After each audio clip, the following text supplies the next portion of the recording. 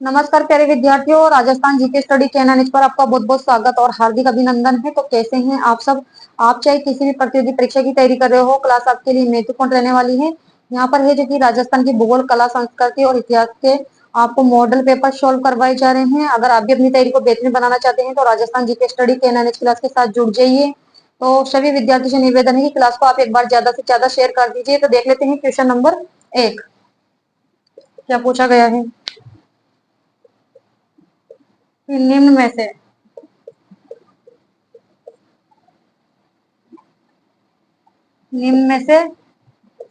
किस जिले की सीमा अंतर्राष्ट्रीय एवं अंतर्राज्यीय है।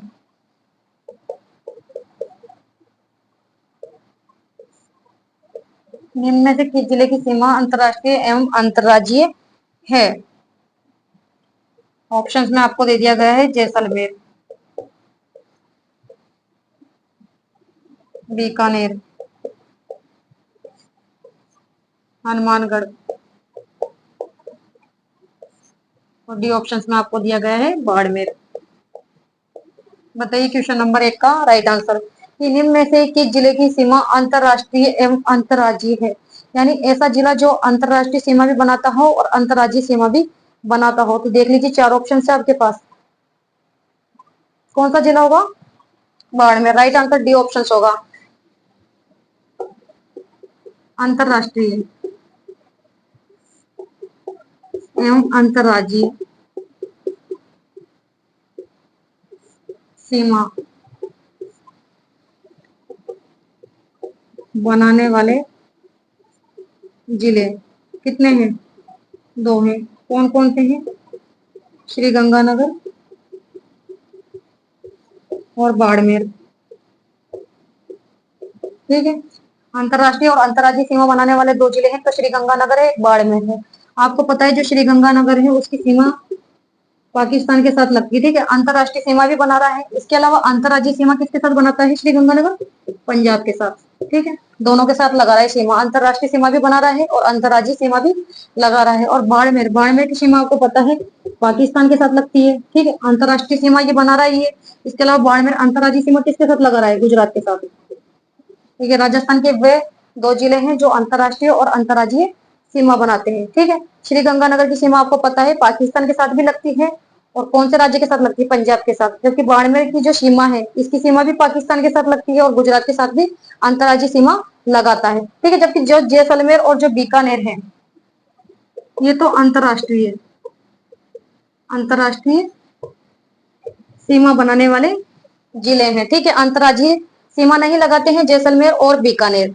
और हनुमानगढ़, हनुमानगढ़ की सीमा आपको पता है एक तो पंजाब के साथ लगती है, इसके अलावा हरियाणा, पंजाब और हरियाणा के साथ ये सीमा बनाता है हनुमानगढ़। पंजाब के साथ भी सीमा लगाता है हरियाणा और हनुमानगढ़ के साथ भी सीमा लगती है। ठीक है। हरियाणा, ठीक है, हरियाणा और पंजाब दोनों के साथ लगती है हनुमानगढ़ की सीमा। ठीक है। तो यहाँ पर तो राइट आंसर हमारा डी ऑप्शन होगा। क्वेश्चन नंबर देख लेते हैं 2। राजस्थान के 2 ही जिले हैं जो अंतरराष्ट्रीय सीमा भी लगाते हैं और अंतर्राज्यीय सीमा भी लगाते हैं। ठीक है। श्री गंगानगर और बाड़मेर। क्वेश्चन नंबर 2 देख लेते हैं। कौन सा सही सुमेलित नहीं है।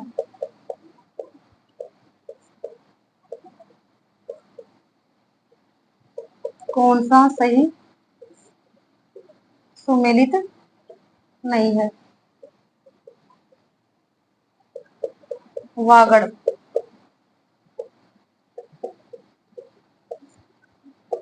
डूंगरपुर, बांसवाड़ा। बी ऑप्शंस में आपको दिया गया है मेवात, अलवर, भरतपुर। सी ऑप्शंस में आपको दिया गया है हाड़ौती, कोटा, बूंदी, झालावाड़। और डी ऑप्शंस में आपको दे दिया गया है भूमठ, प्रतापगढ़ और चित्तौड़गढ़। चित्तौड़गढ़। तो बताइए क्वेश्चन नंबर 2 का राइट आंसर कि कौन सा सही सुमेलित नहीं है। आपको पता है कि जो वागड़ है, वागड़ में तो आपको पता है डूंगरपुर और बांसवाड़ा जिले आते हैं। मेवात में आपको पता है अलवर भरतपुर जिले आते हैं, ये भी सुमेलित है। हाड़ौती, हाड़ौती में आपको पता है कोटा बूंदी बारह झालावाड़ आते हैं, ये ऑप्शन भी सही है। जबकि बहुमत में दे रखा है प्रतापगढ़ चित्तौड़गढ़, बिल्कुल गलत है। ठीक है, बहुमत में तो आपको पता है उदयपुर, कौन से जिले आते हैं, उदयपुर सिरोही, उदयपुर सिरोही। ठीक है, इसके अलावा डूंगरपुर बांसवाड़ा, यहाँ तक का क्षेत्र क्या कहलाता है, गोमट। ठीक है, तो कौन सा सुमेलित नहीं है, डी ऑप्शन हमारा राइट आंसर होगा, डी ऑप्शन। ठीक है, क्वेश्चन नंबर 3 देख लेते हैं।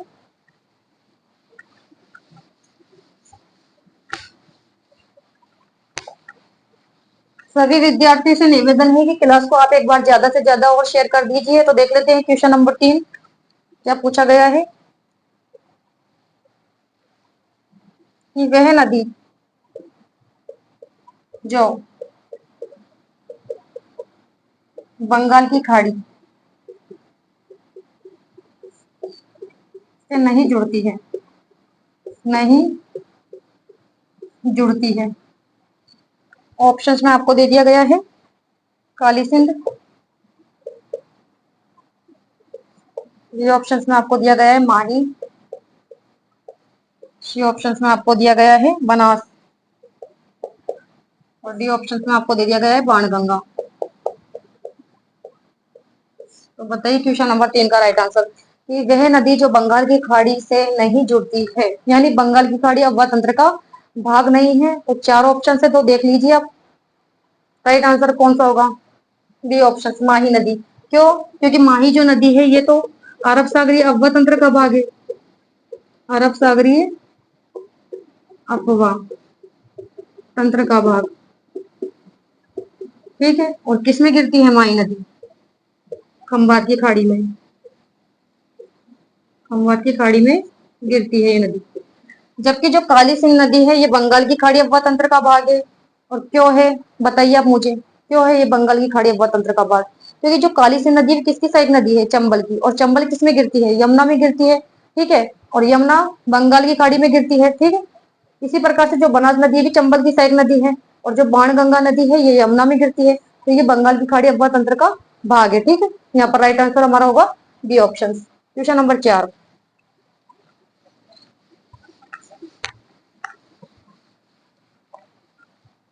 क्या पूछा गया है क्वेश्चन नंबर 4 में आपसे, सुमेलित करें, सुमेलित करें। यहाँ पर आपको सुमेलित करने के लिए दिया गया है, ऑप्शंस में आपको दे दिया गया है गजनेर झील, अलवर, बी ऑप्शंस में आपको दिया गया है सिलीसेड, सिलीसेड झील, बीकानेर, सी ऑप्शंस में आपको दिया गया है बाल सम्मन झील,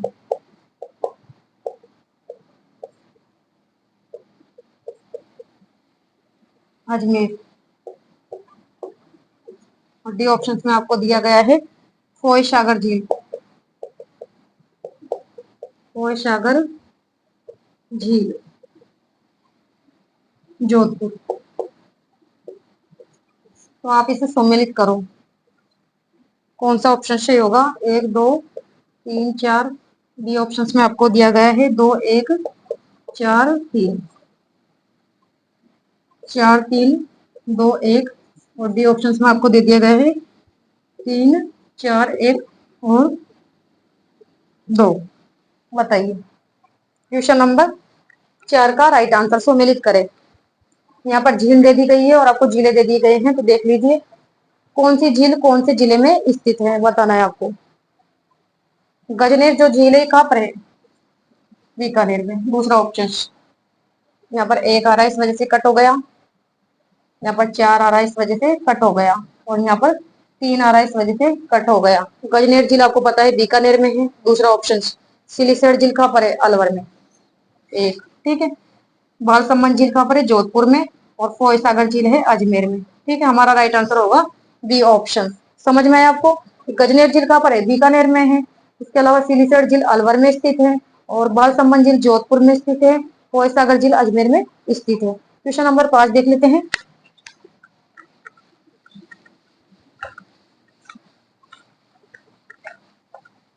क्या पूछा गया है? एग्जाम के अंदर क्वेश्चन यहाँ से घूम फिर कर आते हैं। राजस्थान, राजस्थान का कौन सा क्षेत्र अर्ध शुष्क अथवा स्टेपी जलवायु प्रदेश के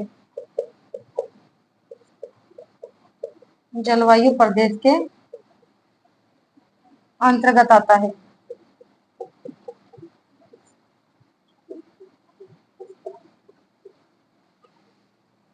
यहाँ पर आपको जिलों के नाम दे दिए गए हैं। उदयपुर, डूंगरपुर, बांसवाड़ा। ठीक है, बी ऑप्शन में आपको दिया गया है गंगानगर,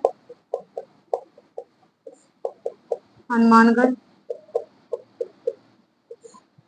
चूरू।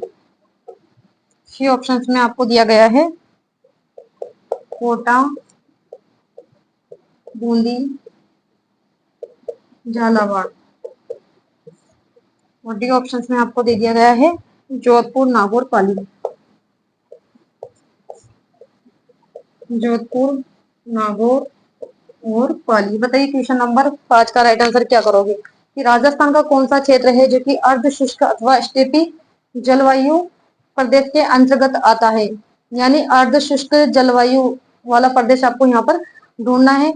आपको पता है कि जो राजस्थान की जलवायु है उसको 5 भागों में बांटा गया है। ठीक है, राजस्थान के नक्शे के हिसाब से देख लीजिए आप। जो राजस्थान की जलवायु है उसको 5 भागों में बांटा गया है। कौन कौन सी? एक तो शुष्क जलवायु, पहले भी बताया था मैंने आपको ये। दूसरा बांटा गया है अर्ध शुष्क जलवायु। इसके अलावा उप आर्द्र जलवायु। इसके अलावा आर्द्र जलवायु और अति आर्द्र जलवायु। ठीक है, इस प्रकार से राजस्थान की जलवायु को 5 भागों में बांटा है। तो आपको ये देखना है कि ये क्या पूछ रहा है। अर्ध शुष्क जलवायु प्रदेश के अंतर्गत आने वाले जिले आपसे ये पूछ रहा है। तो देख लीजिए अब कौन सा राइट आंसर होगा। अर्ध शुष्क जलवायु प्रदेश के अंतर्गत कौन से जिले आते हैं? जोधपुर, नागौर और पाली। यहाँ राइट आंसर डी ऑप्शन हमारा हो जाएगा। ठीक है, जोधपुर, नागौर और पाली। ठीक है, ये अर्ध शुष्क जलवायु प्रदेश के अंतर्गत आने वाले जिले हैं। क्वेश्चन नंबर 6 देख लेते हैं। इस प्रकार से आपको जिलों के नाम भी दिया जा सकता है वहां पर और पूछा जा सकता है कि ये जिले हैं कौन सी जलवायु प्रदेश के अंतर्गत आते हैं। क्वेश्चन नंबर 6 देख लेते हैं। क्या पूछा गया है? जयपुर राज्य ने कन्यावध को किस वर्ष गैर कानूनी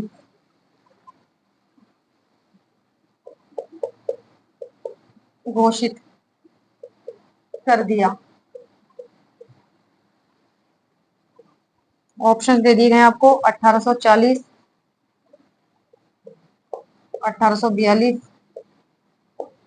1844, 1846। बताइए क्वेश्चन नंबर 6 का राइट आंसर कि जयपुर राज्य ने कन्यावध को किस वर्ष गैर कानूनी घोषित कर दिया था? कब घोषित कर दिया था इसे गैर कानूनी? जयपुर राज्य ने कन्यावध को 1844 में। राइट आंसर सी ऑप्शन होगा। सर्वप्रथम कन्यावध पर रोक लगाई गई थी? सर्वप्रथम कन्या वध पर रोक कहाँ लगाई गई थी?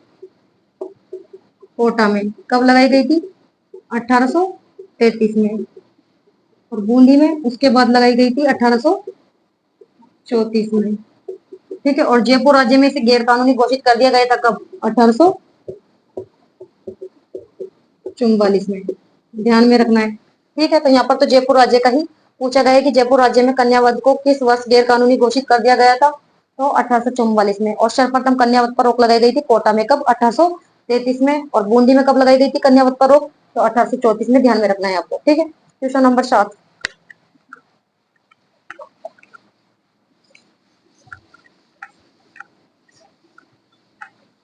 आपको यहाँ पर इंपॉर्टेंट क्वेश्चन सॉल्व करवाए जा रहे हैं जो परीक्षा में अधिकतर है, जो कि बार बार आते हैं या बार बार पूछे जाते हैं एग्जाम के अंदर। Question number 7। भील भील जनजाति में पुरुष कमर पर जो वस्त्र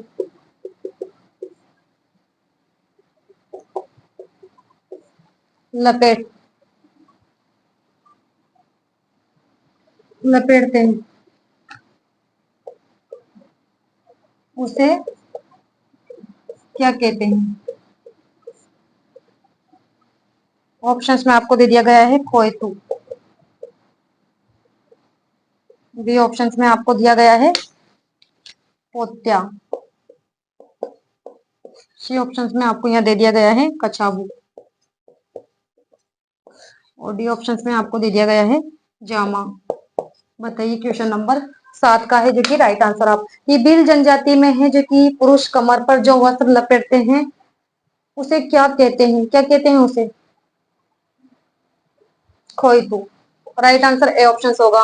आपको पता है कि भील जनजाति में जो कमर पर वस्त्र पहनते हैं उसे तो कहते हैं खोइतू। ठीक है, सिर पर जो वस्त्र धारण करते हैं उसे कहते हैं पोत्या। ठीक है, और भीलों के जो घर होते हैं, घर क्या कहलाते हैं इनके? कुल। ठीक है, और इनके मुखिया को क्या कहते हैं? भील जनजाति के मुखिया को गमेती। क्वेश्चन बनकर आ सकता है कि भील जनजाति का मुखिया क्या कहलाता है? तो मुखिया कहलाता है गमेती। भील जनजाति के घर को क्या कहा जाता है? तो कू कहते हैं।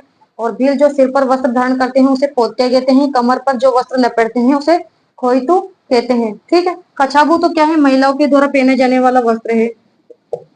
महिलाओं द्वारा पहने जाने वाला वस्त्र,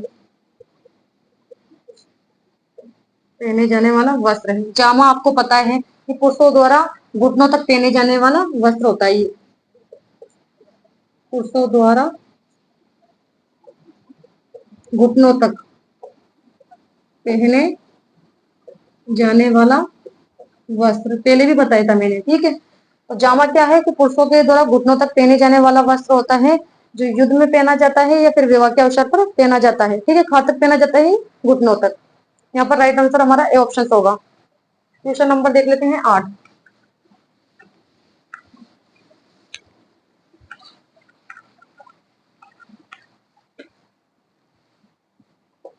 क्या पूछा गया है क्वेश्चन नंबर 8 में आपसे? बाकिया। बाकिया, सिंगी, टोटो किस प्रकार के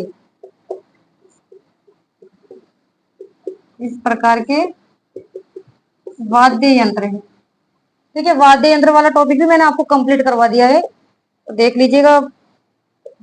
ऑप्शन दे दिए गए हैं यहाँ पर आपको। तत्व वाद्य यंत्र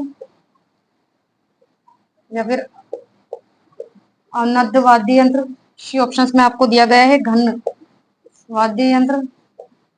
और डी ऑप्शंस में आपको दिया गया है सुशील। बताइए तो क्वेश्चन नंबर 8 का राइट आंसर क्या करोगे? कि बाकिया, सिंगी, टोटो किस प्रकार के वाद्य यंत्र है। ठीक है, ये वाला टॉपिक मैंने आपको कंप्लीट करवा दिया है। जिन विद्यार्थियों ने ये टॉपिक कंप्लीट नहीं किया है वो कर लीजिए। क्वेश्चन नंबर 8 का राइट आंसर आप मुझे बताइए क्या करोगे? बाकिया, शिंगी, टोटो किस प्रकार के वाद्य यंत्र हैं? सुशिर वाद्य यंत्र। राइट आंसर डी ऑप्शन होगा। तत्व वाद्य यंत्र में तो कौन कौन से वाद्य यंत्र आ जाते हैं?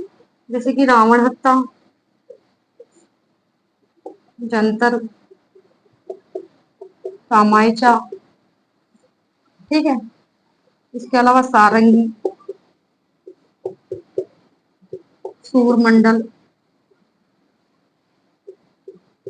रवाज, रवाब, ठीक है। इस प्रकार के जो वाद्य यंत्र है ये तो तत्व वाद्य यंत्र है। अवनद्य वाद्य यंत्र, अवनद्य वाद्य यंत्र में जैसे आ गया ढोल, ढोलक, मादल, मृदंग, नौबत, चंग, इसके अलावा डेरू। ये कैसे वाद्य यंत्र है? अवनद्य वाद्य यंत्र है, ठीक है। अवनद्य वाद्य यंत्र किसे कहते हैं? कि जिनमें स्वरों की उत्पत्ति चमड़े की थाप से होती है उन्हें कहते हैं अवनद्य वाद्य यंत्र। और तत्व वाद्य यंत्र किसे कहते हैं? कि जिनमें स्वरों की उत्पत्ति तारों से होती है उन्हें कहते हैं तत्व वाद्य यंत्र, ठीक है। गण वाद्य यंत्र में कौन से आते हैं? जैसे कि लेजिम, रमझोल, झांझ, थाली, चिमटा, खड़ताल, करताल, ठीक है। किस प्रकार के वाद्य यंत्र है? घन्न वाद्य यंत्र है, ठीक है। और शिशिर वाद्य यंत्र में जैसे हो गया बाकिया, सिंगी, टोटो, टोटो, अलगोजा, बांसुरी, पुंगी, इसके अलावा शहनाई। ये कैसे वाद्य यंत्र हो गए? किस प्रकार के वाद्य यंत्र? शिशिर वाद्य यंत्र। और शिशिर वाद्य यंत्र किसे कहते हैं? कि जिनमें स्वरों की उत्पत्ति फूंक मारने से होती है उन्हें शिशिर वाद्य यंत्र कहते हैं। घन वाद्य यंत्र किसे कहते हैं? कि जिनमें स्वरों की उत्पत्ति आघात करने से होती है ऐसे वाद्य यंत्र घन वाद्य यंत्र कहलाते हैं। क्वेश्चन नंबर 9, ठीक है। तो इस प्रकार को आपको यहाँ पर देखिए वाद्य यंत्रों के नाम भी दिए जा सकते हैं, पूछा जा सकता है कि कौन सा वाद्य यंत्र है, ठीक है। क्वेश्चन नंबर 9 देख लेते हैं क्या पूछा गया है। अकबर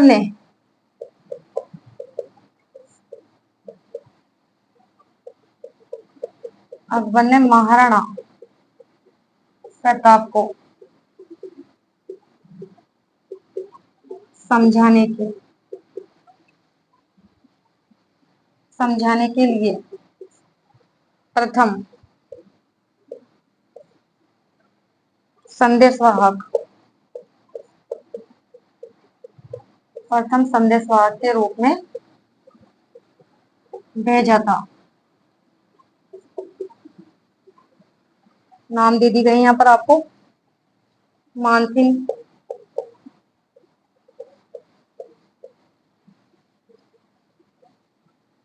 जलाल खां, सी ऑप्शन में आपको दिया गया है कमाल खां, और डी ऑप्शन में आपको यहाँ दे दिया गया है क्या? भारमल। बताइए क्वेश्चन नंबर 9। इस प्रकार का क्वेश्चन भी एग्जाम के अंदर पूछा ही पूछा जाता है कि अकबर ने महाराणा प्रताप को समझाने के लिए प्रथम संदेश वाक्य के रूप में भेजा था। किसे भेजा था? 4 ऑप्शन दे दिए गए हैं आपको यहाँ पर। सबसे पहले किसे भेजा था? यहाँ राइट आंसर होगा हमारा बी ऑप्शन, जलाल खां को, ठीक है। महाराणा प्रताप को समझाने के लिए सर्वप्रथम सर्वप्रथम तो भेजा गया था जलाल खां को, ठीक है। उसके बाद मानसिंह को, भगवंत दास, और फिर टोडरमल, इनको भेजा गया था। जलाल खां को बताइए आप कब भेजा गया था? सबसे पहले तो अकबर के द्वारा जलाल खां को, फिर मानसिंह को, फिर भगवंत दास को, फिर टोडरमल को। जलाल खां को भेजा था 1572 में। इसके अलावा मानसिंह, भगवंत दास और टोडरमल इन तीनों को भेजा गया था 1573 में अकबर द्वारा, ठीक है। तो यहाँ पर राइट आंसर हमारा होगा बी ऑप्शन। क्वेश्चन नंबर 10,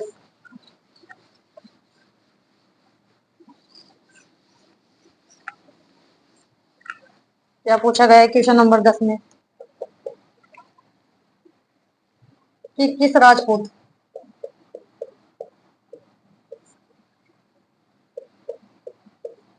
इस राजपूत राजा ने गंधर्व बाईसी के नाम से विद्वानों का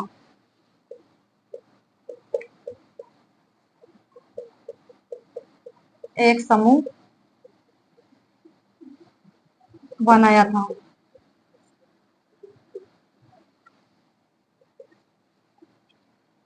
सवाई प्रताप सिंह,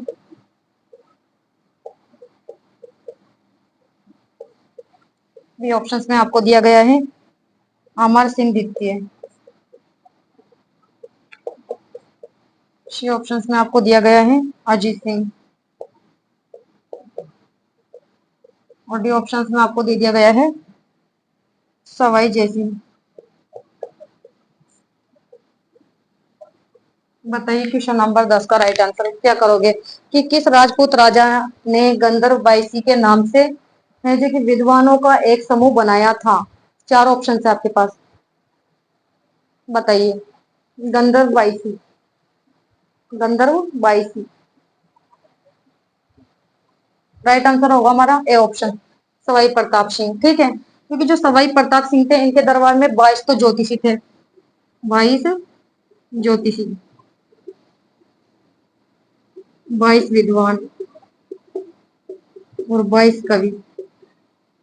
ठीक है, इस कहानी ने इन्होंने जो कि गंधर्व बाईसी का एक समूह बनाया था।